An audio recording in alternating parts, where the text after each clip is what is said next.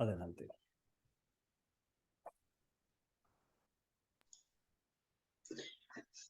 Bueno, es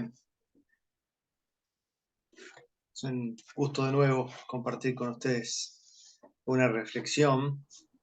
Creo que nos vamos a acercar por otro camino a varias de las cosas que pueden haber estado relacionadas con lo que Saúl nos presentó al principio. Así que al principio puede ser que parezca otro tema y al final se van a dar cuenta que es el mismo tema. A mí me gustaría que hagamos una oración primero, ¿está bien? Así, para que Dios bendiga el culto. Te damos gracias, Dios, porque eh, nos das este tiempo, este espacio en el que podemos tratar de acercarnos a tu presencia, rogando nos des entendimiento para poder extraer los tesoros que nos dejaste en tu palabra y para que los podamos aprovechar para la bendición que quisiste que sean para nuestra vida. Y te pedimos también que esta reunión, si es de bendición, alcance a muchos más que no conocemos, que no sabemos, pero que sean alimentados y consolados por tu espíritu a través de tu palabra. En tu nombre, amén. Estuvimos hace poquito en el mes de la Reforma, ¿no es cierto? Todavía tenemos la sensación de que estamos en su aniversario encima. 505 años, simbólicamente desde aquel episodio de la vida de Lutero, porque la Reforma en realidad es un proceso largo, pero como todas las cosas se elige una fecha como para conmemorar, y fue ahora en octubre. Y ustedes saben que la Reforma se ha intentado resumir en algunas características, algunas frases, algunos conceptos que puedan como sintetizar en realidad el enorme universo de cosas que la Reforma propuso y cambió y criticó, etc. Una de ellas son las 5 solas, en las que, digamos, hay una especie de consenso teológico en el que en esos 5 conceptos se reduce más o menos todo la columna vertebral de la Reforma. Y hay en particular, aparte de las 5 solas, creo yo, una frase que solemos usar seguido, que escuchamos desde siempre en el mundo protestante, que cualquiera de ustedes sabe lo que quiere decir, aunque no sepa una sola palabra de latín. Inclusive porque fonéticamente es fácil de adivinar. Y es lo que dijo Lutero, que es simul justus et peccator. No sé si lo pronuncié bien, pero ustedes saben a lo que me refiero y saben lo que quiere decir. Y si fuera la primera vez que lo escuchan, igual intuitivamente les sonaría en español simul justus et peccator. Bueno, simul parece algo así como simultáneo o simultáneamente, justus parece justo y peccator parece pecador. Así que no tienen que saber nada para darse cuenta, salvo hablar español, para darse cuenta de lo que esta frase puede querer decir. Al mismo tiempo, justos y pecadores, o justificados y pecadores.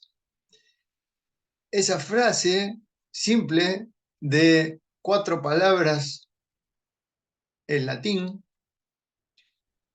es uno de los pilares indestructibles de la Reforma, aunque, como todo, teológicamente se lo ha contaminado, se le ha intentado hacer decir lo que no dice. Pero, digamos, si tratamos de descubrir su significado original, sus implicancias, bueno, la Reforma no puede prescindir de esta frase para existir. Simultáneamente justos y pecados. Generalmente también, bueno, yo no soy un especialista, no he leído gran cosa de la Reforma ni nada, más que lo que sabemos todos, pero por ahí Saúl después pueda confirmar si esto que digo es así. En general, entendemos que Lutero llegó a estas conclusiones y hizo estas grandes afirmaciones, sobre todo basado en estudiar a Pablo, y que la teología luterana se desprende fundamentalmente de la teología paulina. Y a veces podemos pensar que, digamos, necesitamos a Pablo para justificar esta idea de simultáneamente justos y pecadores. Como si no estuviera en otros autores o como si fuera mucho más difícil encontrarlo en el resto de la Biblia. Yo quiero desafiar esa idea e ir a otro autor del Antiguo Testamento, del Nuevo Testamento, otro autor importante, otro personaje eh, destacado, pero que teológicamente solemos asociarlo más a reflexiones apelativas, ¿no es cierto? A ese llamado a volver al amor de Dios, como si él no tuviera nada que decir respecto de teología y de esta frase simul justus et peccator, simultáneamente justos y pecadores. Y les estoy hablando de Juan, del apóstol Juan. Y para eso vamos a buscar unos versículos de él en su primera carta, no en el Evangelio, sino en primera de Juan, capítulo 1, versículos que también seguramente ustedes se recuerden casi de memoria.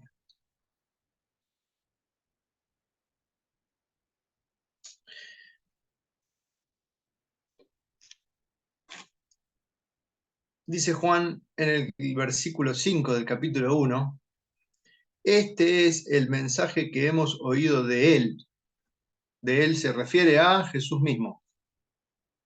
Este es el mensaje que hemos oído de él y os anunciamos. Dios es luz y no hay ningunas tinieblas en él. Si decimos que tenemos comunión con él y andamos en tinieblas, mentimos y no practicamos la verdad. Pero si andamos en luz, como él está en luz, tenemos comunión unos con otros y la sangre de Jesucristo, su Hijo, nos limpia de todo pecado. Si decimos que no tenemos pecado, nos engañamos a nosotros mismos y la verdad no está en nosotros.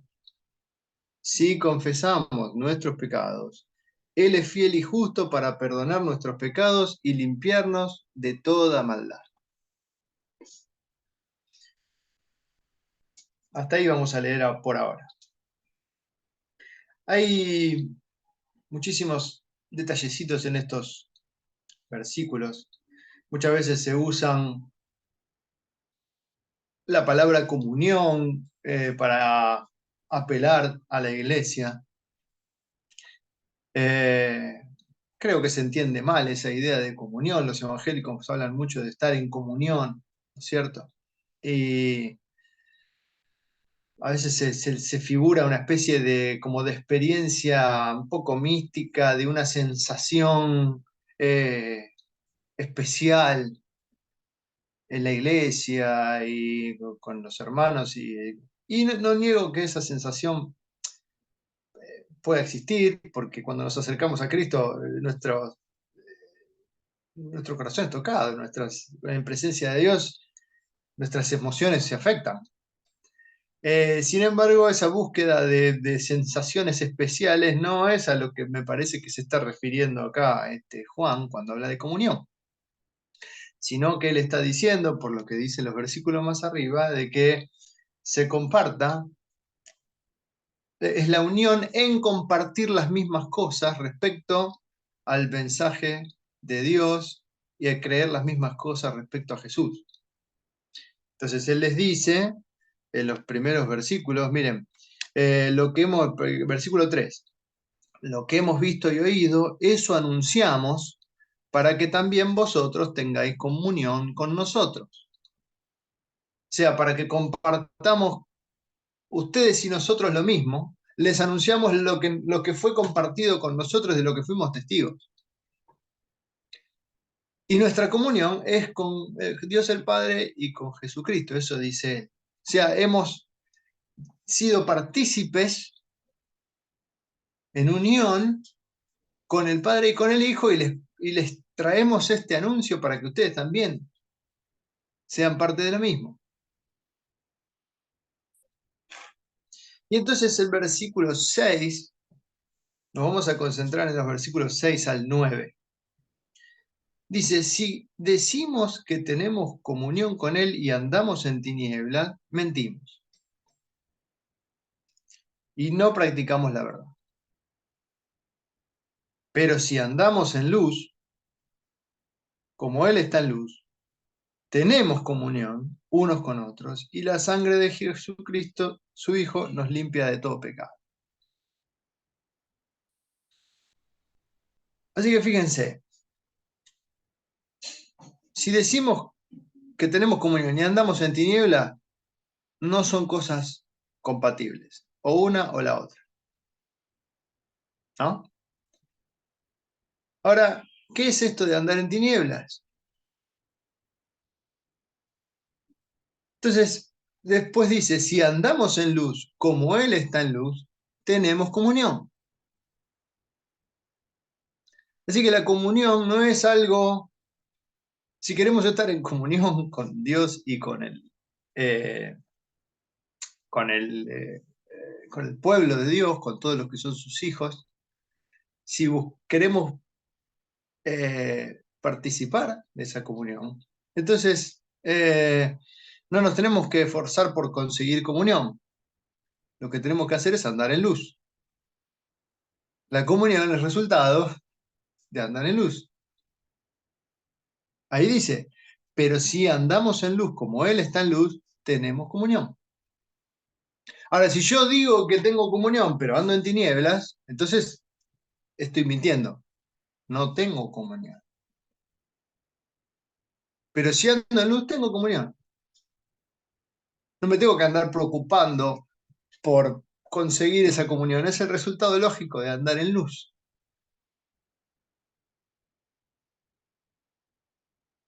Primera conclusión, ¿no es cierto? Ver la comunión es engendrada es algo que se produce en aquellos que andan en luz. ¿Qué es andar en luz? ¿Y qué es andar en tinieblas?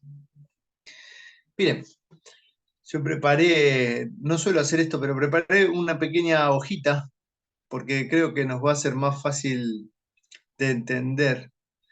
Y voy a compartir la pantalla con ustedes para que puedan verlo junto conmigo.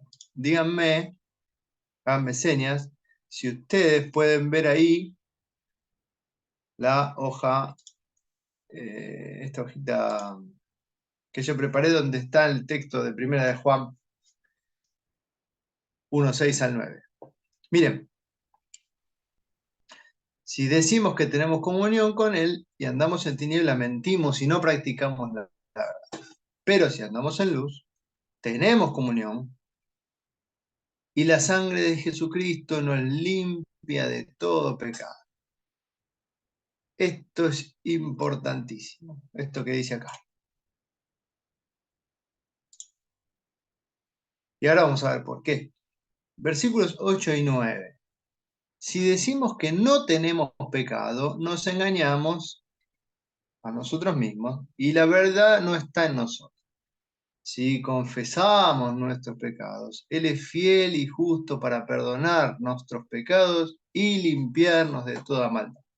Si ustedes miran atentamente estos 4 versículos, van a notar una estructura que en realidad es muy común a toda la escritura y el Nuevo Testamento está lleno de estos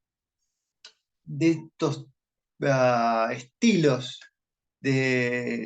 literarios.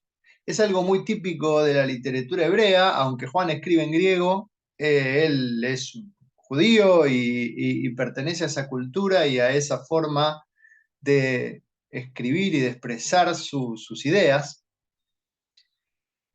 Y lo que tenemos acá es una repetición en paralelo de conceptos que se dicen, se hace un contraste que es el que está entre el versículo 6 y 7, y el mismo contraste explicado de otra manera en los versículos 8 y 9. Así que los versículos deberíamos leerlos reconociendo que lo que se nos dice acá y acá se nos repite acá y acá para que nos quede más claro o para que las ideas sean más amplias y se puedan interpretar mejor. Eso es una cosa muy, muy típica. Inclusive se los digo yo sin conocer idiomas, pero es algo que reconocen todos los analistas bíblicos y los que conocen idiomas, cómo se suelen expresar las ideas en los idiomas bíblicos, en la cultura bíblica, para que encontremos el centro de una serie de escritos, cómo se estructuran las ideas escritas para que atendamos a que dentro de esa estructura están, dónde están los puntos que el autor quiere destacar. Así que es más fácil para nosotros si vemos estos versículos en paralelo y no en serie, si los vemos así. Es más, podríamos, déjenme que los voy a acomodar un poquito, así, ¿sí? De manera que nos queden los textos uno al lado del otro. Y entonces, perdonen, fíjense que podemos relacionar, ustedes mismos leyendo las líneas de cada texto, pueden darse cuenta el paralelismo que hay entre el 6 y el 8 y entre el 7 y el 9. Miren, este empieza con un sí, si decimos algo y lo que pasa. Y acá dice si decimos algo y después dice lo que pasa. El si decimos es que tenemos comunión pero andamos en tinieblas. Acá dice si decimos que no tenemos pecado, nos engañamos a nosotros mismos y la verdad no está en nosotros. Y acá también la consecuencia es mentimos y no practicamos la verdad. Esta consecuencia, esta conclusión es igual a esta. Palabras más, palabras menos. Conceptualmente se nos está diciendo lo mismo. Así que podemos, si esta consecuencia es la misma, podemos decir que también la causa es pariente, está emparentada con la causa. Mentimos y no practicamos la verdad. La verdad no está en nosotros. ¿Cuándo? Si decimos que tenemos comunión, pero andamos en tinieblas. ¿Y cuándo es que decimos qué es andar en comunión, pero andar en tinieblas? Es cuando decimos que no tenemos pecado.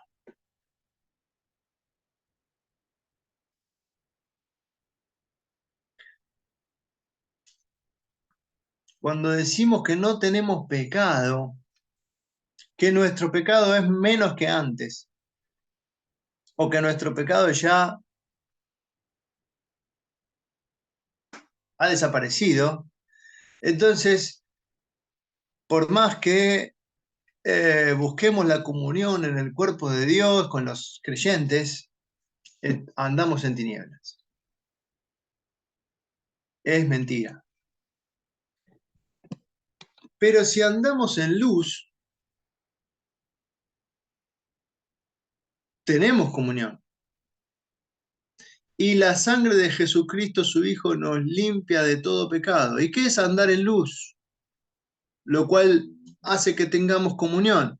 Dice, si confesamos nuestros pecados, Él es fiel y justo para perdonar nuestros pecados y limpiarnos de toda maldad. Fíjense que acá también, perdonar nuestros pecados y limpiarnos de toda maldad es, y la sangre de Jesucristo nos limpia de todo pecado. Así que, ¿qué es andar en luz? Lo cual trae comunión. Bueno, si confesamos nuestros pecados. Ahora bien, ¿qué es esto de la confesión? ¿Qué es esto de la confesión? Porque muchos han entendido que la confesión es una especie de... Voy a dejar de compartir un ratito. Es una especie de, también, de experiencia emocional en la que la persona vive experimentando una especie de arrepentimiento tremendo, al punto en que muchas personas dudan de si su arrepentimiento es genuino porque no se sienten suficientemente culpables por el pesar del pecado como se supone que deberían sentirse.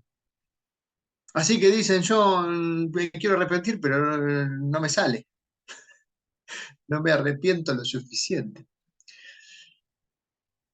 Eh, y cuando quiero confesarle a Dios mis pecados, me acuerdo de muy pocos. Seguramente son muchos más, pero yo no me sale confesar. La lista debería ser muy larga y es corta, me acuerdo de pocas cosas.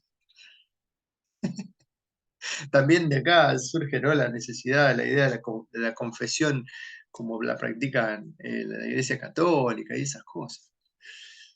¿Es la confesión una experiencia emocional de un arrepentimiento que que conmueve hasta las lágrimas y que se golpea el pecho como el publicano?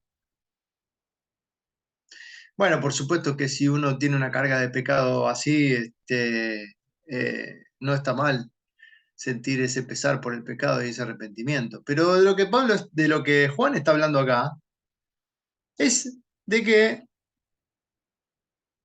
si confesamos nuestros pecados, está en contraste con si decimos que no tenemos pecado. De la misma manera que andar en luz está en contraste con andar en tinieblas. Así que por momentos puede ser que usted no sienta una total noción de carga y de arrepentimiento que lo carcoma el alma por su pecaminosidad. Ahora, de lo que Juan le está diciendo acá es: acepte que su pecado permanece, aunque usted no sienta más carga por ese pecado que la que sentía ayer. O aunque usted ahora no esté tan arrepentido como estuvo ayer, cuando su pecado le resultó más grave. Pero confiese ese pecador. Que su conciencia y su mente, y por lo tanto su corazón, no pierdan la idea de que usted es un pecador que necesita perdón, aunque usted en este momento no sienta el peso del pecado como lo sintió en otros momentos. Porque eso también es señal de que usted sigue siendo un pecador. No todo el tiempo experimenta una sensación de arrepentimiento como la que debería. Y por eso también debe arrepentirse. Pero confiese ese pecador, sepa ese pecador, reconozca ese pecador.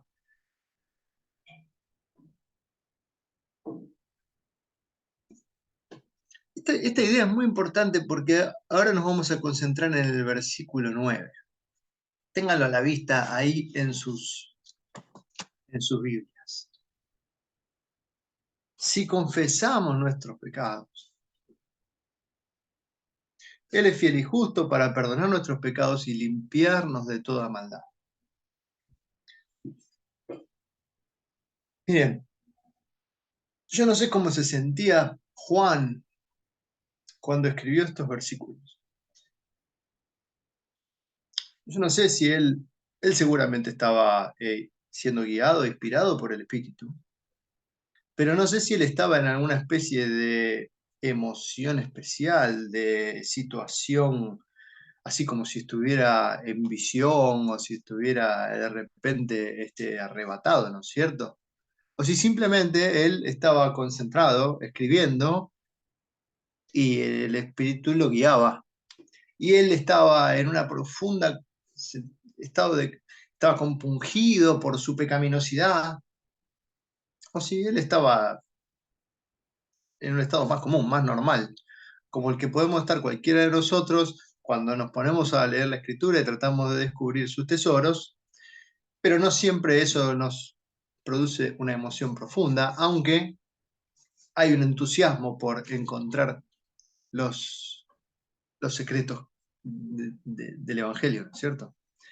No sé cómo se sentía Juan, pero sí sabemos cómo se habrá sentido alguna vez mucho tiempo atrás. Él dice, si confesamos nuestros pecados, Él es fiel y justo para perdonarnos. ¿Se habrá sentido Juan alguna vez agobiado por sus pecados? ¿Cómo sabe Juan que Dios es fiel y justo para perdonarnos? Bueno, él puede decir, mire, yo lo dejé solo a este hombre. Hubo un momento de máxima necesidad en el que él hubiera deseado que sus amigos, aunque sea estuviéramos cerca, lo hubiéramos acompañado, no sufrido lo mismo que él, pero por lo menos que no nos hubiéramos escandalizado de él, que no hubiéramos desaparecido de su vista o que por lo menos no hubiéramos huido cobardemente para proteger nuestro pellejo. Él hubiera deseado eso, pero ni siquiera ese gusto le pudimos dar. Nosotros, yo, yo me fui. Y después, cuando él estaba agonizando, me acerqué porque vi que ya no había peligro. Me acerqué ahí mientras él estaba crucificado. Y él me miró y me dijo, ahí tenés a esa mujer para la cual es muy preciada para mí. Por favor, tené cuidado de ella.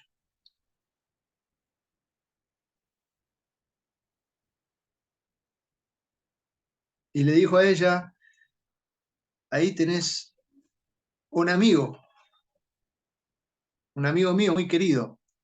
Tratalo como a tu hijo.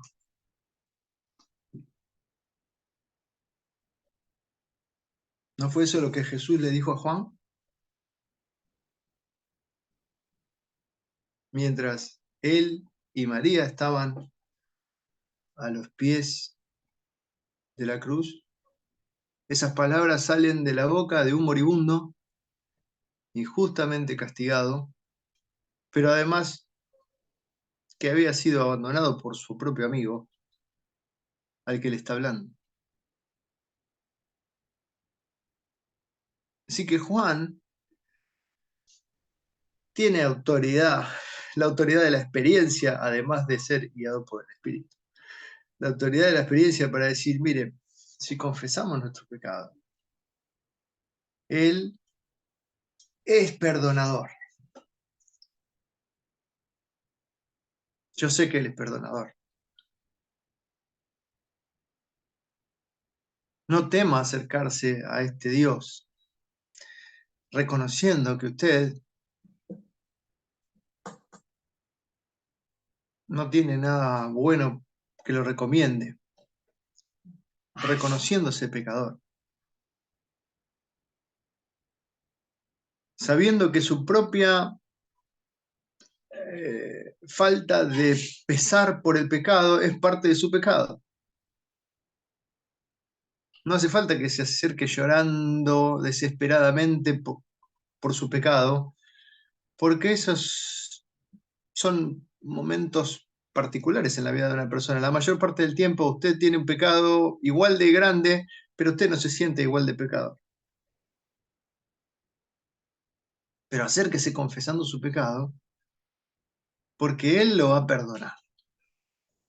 Yo sé lo que le digo, yo lo conozco. Lo que nosotros vivimos y vimos y palpamos y tocamos y escuchamos de Él es lo que les estoy contando. Eso es lo que dice Juan en los primeros versículos. Es perdonador. Yo se lo puedo decir con conocimiento de causa, en primera persona, porque yo lo abandoné. Y Él, moribundo, me recibió, Él a mí, diciéndome que quería que yo fuera como un hijo para su mamá y que su madre fuera como mi mamá para mí. Ahora, por algún motivo, Juan podía haber dicho, si confesamos nuestros pecados, Él es perdonador.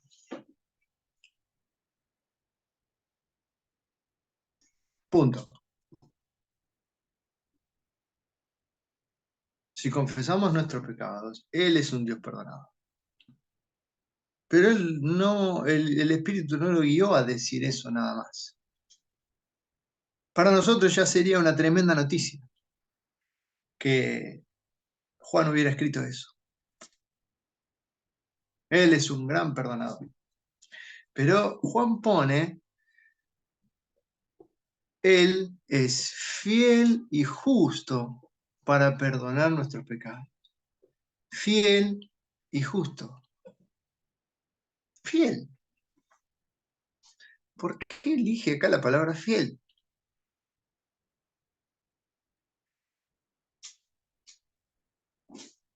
Bueno, porque seguramente está en la mente de Juan todas las promesas del Antiguo Testamento y todas las palabras de Jesús que él escuchó,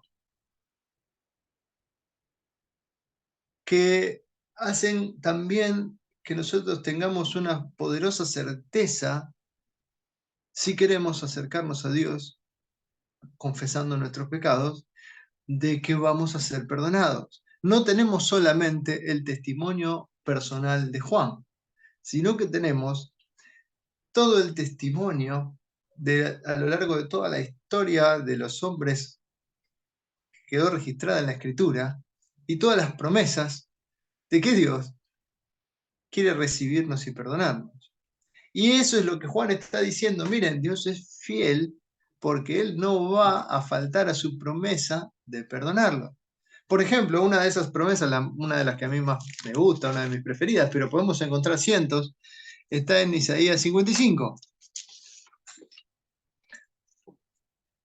que dice, el versículo 7, deje el impío su camino y el hombre inicuo sus pensamientos, y vuélvase a Jehová, el cual tendrá de él misericordia, y al Dios nuestro, el cual será amplio en perdonar.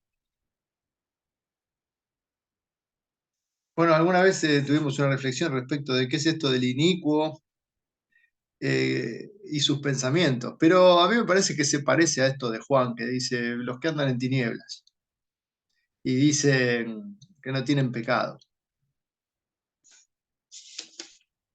Pero como fuere, eh, era una promesa. Vuélvase a Jehová, el cual será amplio en perdonar. Si confesamos nuestros pecados, Él es fiel. Él es fidedigno. Él no va a hacer algo diferente de lo que dijo, de lo que prometió hacer. Él dice de sí mismo que Él es amplio en perdonar.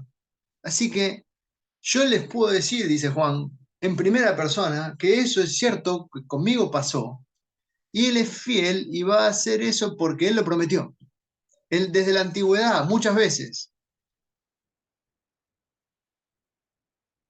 Él es fiel a sus promesas, muchas en el Antiguo Testamento, como esta que leímos. Pero dice algo más también, dice que Él es fiel y justo. Recuerden, Juan no está diciendo, si confesamos nuestros pecados, vengan a Dios porque Él es perdonador. Él, en vez de decir perdonador, Él dice, Él es fiel y justo para perdonar. Fiel porque va a cumplir sus promesas de que iba a perdonar. Ahora, justo, ¿no nos sorprende la palabra justo? ¿No nos sorprende la palabra justo ahí? ¿Cómo que Él es fiel y justo para perdonar nuestros pecados?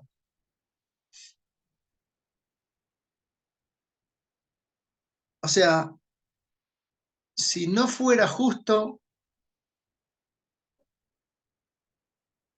no podría perdonarme, o al revés. Si no me perdonara, sería injusto,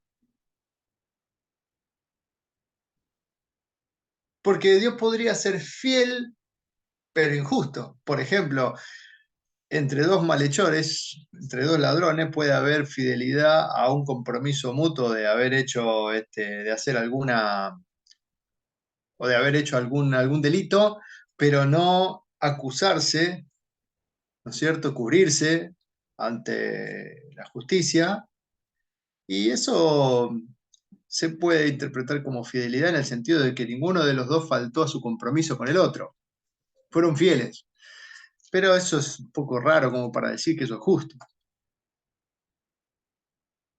Pero Dios, además de ser fiel a su promesa, es justo para perdonar. ¿Cómo se puede decir que cuando yo voy a Dios confesando mi condición de pecador, Él no solamente se acuerda de su promesa y la cumple, sino que para hacer eso Él tiene que ser justo? Y si no lo hiciera, sería injusto. ¿Qué noción de la justicia es esta? Bueno, yo no puedo pensar, ¿no es cierto?, en otra cosa, o mejor dicho, es inevitable pensar en Romanos, en Pablo, cuando dice, ¿no?, que aparte de la ley se ha manifestado la justicia de Dios, de la cual la ley hablaba, testificada por la ley. Pero esta justicia que tenía que ser manifestada ahora porque antes Dios había pasado por alto los pecados.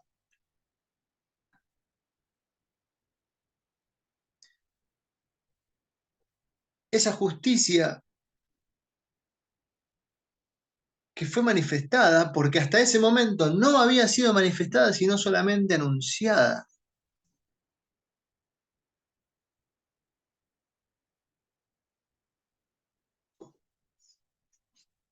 Dios es justo para perdonar tus pecados. Es más, si no los perdonara, no sería justo. ¿Cómo es esto? ¿Cómo es esto? Bueno, podríamos ampliar mucho el espectro, pero yo creo que Juan mismo lo está diciendo acá. Miren, el versículo, vamos de nuevo al versículo y vean lo que dice. Es fiel y justo.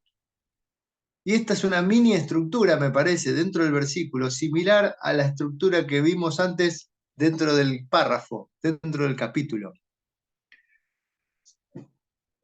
Fiel y justo para perdonar y limpiar.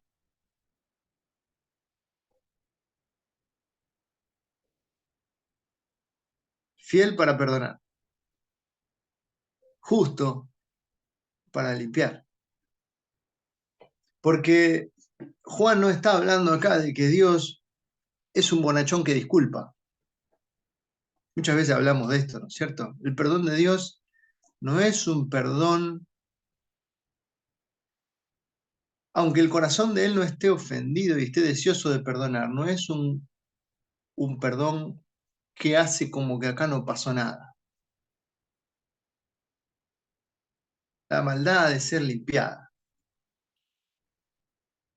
Y dice el versículo paralelo, que es el 7, Y la sangre de Jesucristo, su Hijo, nos limpia de todo pecado. Así que la fidelidad de Él, por lo cual Él nos quiere y nos va a perdonar, es porque también Él es justo al hacerlo, porque hay algo que también Él provee que limpia, cubre el pecado y la maldad.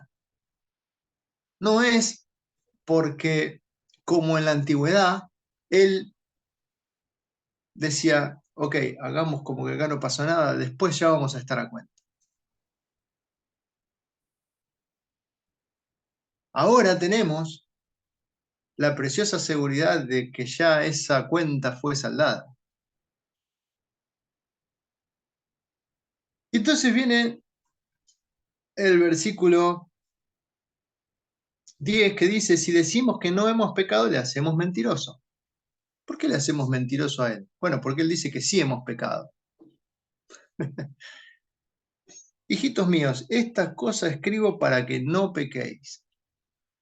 Y si alguno hubiere pecado, abogado tenemos, a Jesucristo el justo. Ahora, él dice, les escribo esto para que no pequen, pero ustedes tienen que acercarse a Dios confesando su pecado. Entonces, ¿en qué quedamos? ¿Pecamos o no pecamos?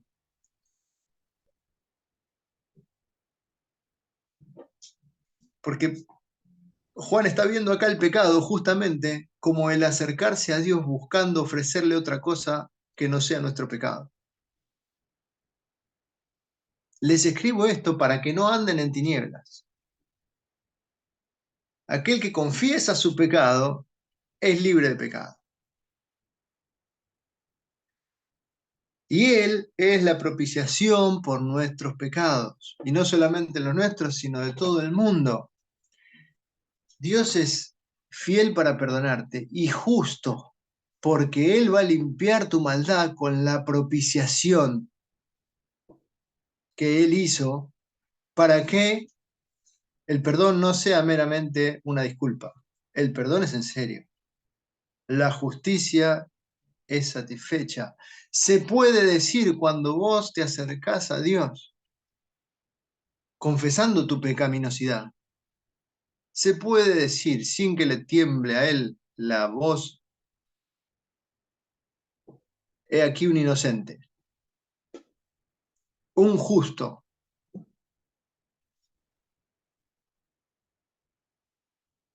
Él ha prometido hacer eso. Él es fiel. No te olvides de eso. Pero además, Él puede hacerlo con justicia. No tiene que relegar o hacer negociaciones con la justicia para poder hacer eso. Puede cumplir su promesa y quiere hacerlo porque la justicia queda perfectamente satisfecha. Esta justicia no se parece a la justicia nuestra o a la que nosotros creemos que podemos alcanzar. Esto sí es una justicia que enloquece al mundo. Una justicia por medio de la propiciación que Él mismo hizo. Si confesamos nuestros pecados, Él es fiel y justo para perdonarnos y limpiarnos. Si alguno hubiere pecado, tiene abogado. Un abogado que no presenta argumentos inventados, presenta su propia propiciación.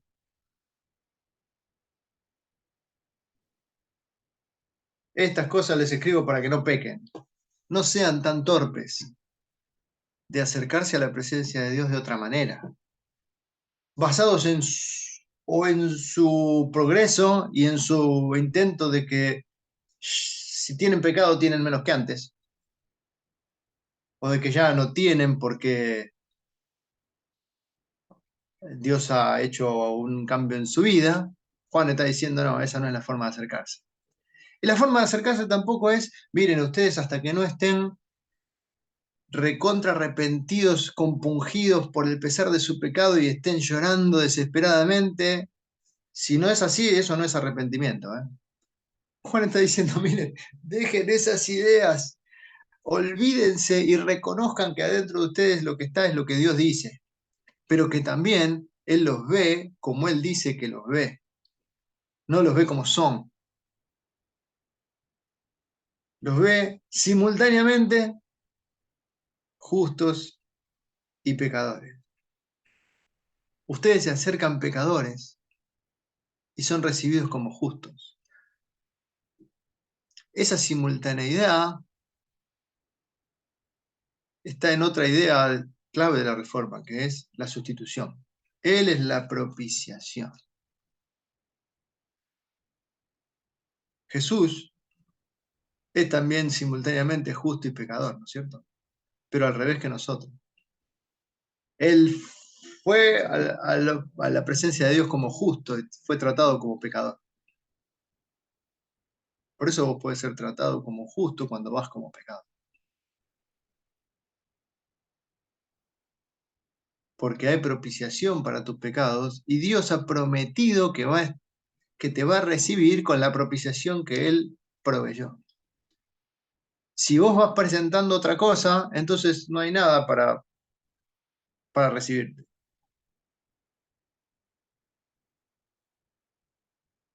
Porque lo que podés presentar es lo que Dios ya proveyó para recibir. Confiando en que para tratarte con tu pecado, Dios es fiel a su promesa de perdón y es justo al perdonarte. Porque hay propiciación. Porque Jesús fue tratado como pecador siendo justo.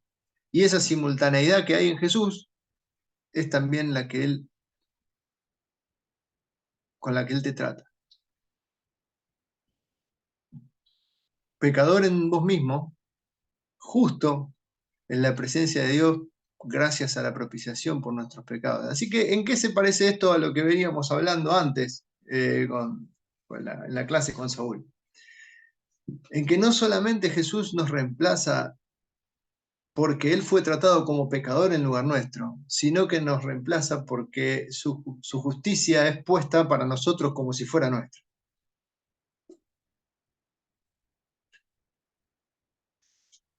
Él es nuestro sustituto y nosotros lo sustituimos a Él en cuanto a cómo somos tratados. Él también es simultáneamente justo y pecador, pero Él se llevó la parte mala. Nosotros nos toca la parte buena de ese intercambio. Pero Él está contento con eso también, porque Él dice, vio el fruto de la aflicción de su alma y está satisfecho. En realidad, Él llevó la parte mala en el sentido de que la parte difícil, la parte triste, la parte dolorosa, pero tiene su premio. Y es que está con nosotros y nos puede garantizar que nos puede perdonar siempre con justicia. Y Él le encanta poder hacerlo. Simultáneamente justos y pecadores. En la conciencia de que así somos vistos y tratados, podemos acercarnos confiados a Dios, confesando nuestra pecaminosidad. Hay justicia disponible a nuestro favor. Y Él nunca va a retirarla de la disponibilidad, porque Él es fiel para cumplir su promesa. Bueno, hasta acá llegamos. Que Dios los bendiga.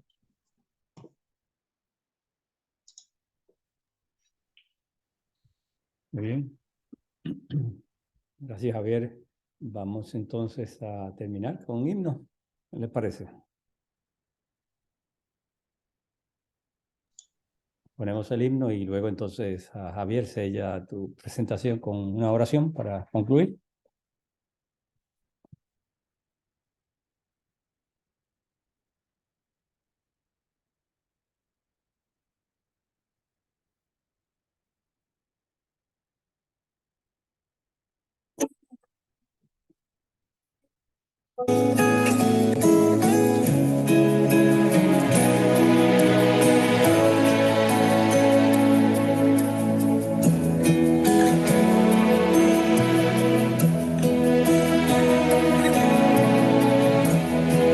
Cuando nadie me ve en la intimidad puedo hablar más que la verdad, donde no hay apariencia, donde al descubierto quede mi corazón, allí soy sincero, allí mi apariencia de piedad se va, allí es tu gracia lo que cuenta, tu perdón lo que sustenta para estar de pie. Y no podría dar la cara si no fuera porque soy revestido de la gracia y la justicia del Señor. Si me vieran tal cual soy, se enterarían que es Jesús. Lo que han visto reflejado en mí tan solo fue su luz. Y es por tu gracia y tu perdón que podemos ser llamados instrumentos de tu amor. Y es por tu gracia y tu perdón, mi justicia queda lejos de tu perfección. Y no podría dar la cara si no fuera porque soy revestido de la gracia y la justicia del Señor. Si me vieran tal cual soy, se enterarían que es Jesús. Lo que han visto reflejado en mí tan solo fue tu luz. Y es por tu gracia y tu perdón que podemos ser llamados instrumentos de tu amor. Y es por tu gracia y tu perdón, mi justicia queda lejos de tu perfección.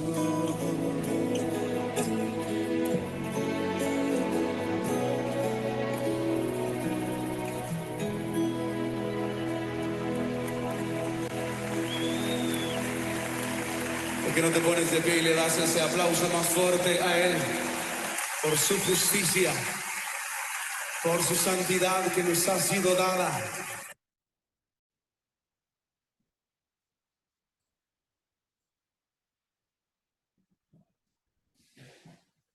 ¿Sí? ¿Okay? Sí, oremos. Señor, nos acercamos a tu presencia sabiendo nuestra pecaminosidad. Señor, nuestros sentimientos a veces no son tan amargos como deberían respecto de nuestra condición, pero aún así aceptamos lo que has dicho acerca nuestro, de cómo es nuestra naturaleza, de cómo somos, y queremos confesarlo, Señor, para que también podamos recibir el perdón que nos prometiste, que no solamente, Señor, hemos sido librados del castigo por nuestro pecado, sino que la justicia de Jesús es contada a nuestro favor, y en eso queremos, Señor, permanecer protegidos para estar ante tu presencia, sabiendo que podemos deleitarnos de todas tus bendiciones sin temor y para siempre, por la eternidad, porque Jesús ha sido nuestro suficiente Salvador. También, Señor, queremos pedirte que esta convicción de que tu corazón es un corazón perdonador, permanezca con nosotros para que podamos vivir en la libertad de los hijos de Dios y también llevarla a otros. Que esta esperanza pueda ser abrazada por muchos de tus hijos. En tu nombre te lo pedimos. Amén. Hermanos, bendiciones a cada uno de ustedes. han invitado para mañana, para que nos acompañen al estudio de mañana. Saludos. Chao, hermano, bendición. Hasta mañana. Hasta mañana. Después hay que preguntarle a Williams cómo le fue. Ojalá Dios lo haya acompañado, ¿cierto? Bueno, Bueno, que anden bien. Chao. está en la boca del león. No, creo que va a haber estado en un ambiente más o menos, no para nada hostil, porque es una persona que está pasando, me parece, por una experiencia similar a la que él pasó, así que, inclusive creo que Haroldo tuvo ya también una entrevista con ese muchacho, creo saber quién es, he visto algún video en YouTube, así que no sé si con el tiempo, bueno, no sé, Saúl, pienso que te vas a tener oportunidad también de contar tu experiencia. Universalista declarado. ¿Ah, sí? Bueno, podés discutirle todo eso mientras te entrevista. ¿Vos decís que salió del adventismo y se metió en algo peor, no? No, no sabía. Eso no sabía. Pero bueno, Bueno, todos tenemos algo de lo que arrepentirnos. No nos olvidemos de eso. algo. No mucho. Bien, hermano. Bueno, que anden bien. Ok. Saludos. Bendiciones.